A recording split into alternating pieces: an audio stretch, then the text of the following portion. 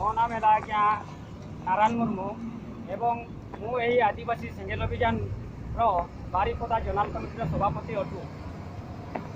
देखु आमर यही भारत देश एक धर्मनिरपेक्ष राष्ट्र एवं एठी आमर भारतर समस्त नागरिक मानंकु आमर संविधान अनुच्छेद 25 को अनुसार समस्त को धार्मिक अधिकार प्रदान करा जाइछि।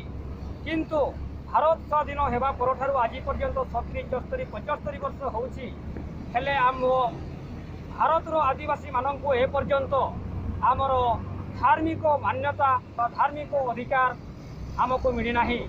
जहाँ फल आमर वर्तमान आदिवासी मानकर मानवतार अधिकार आमे पाई पारु नाही।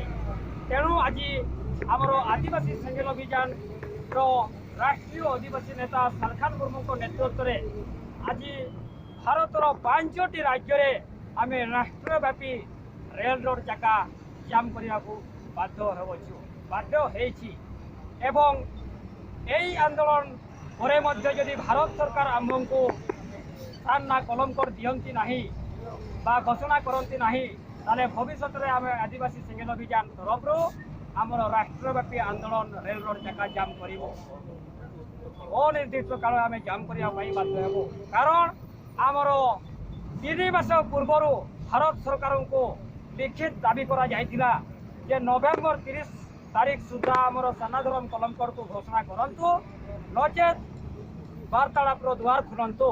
किंतु आज पर्यंत आमर भारत सरकार आम आदिवासी भारतर आदिवासी मानक पक्ष को पक्षपातिता करिसेंती।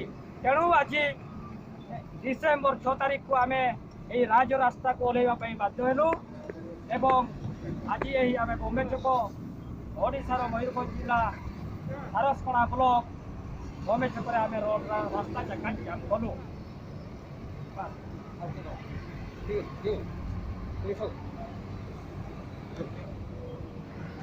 आप साइड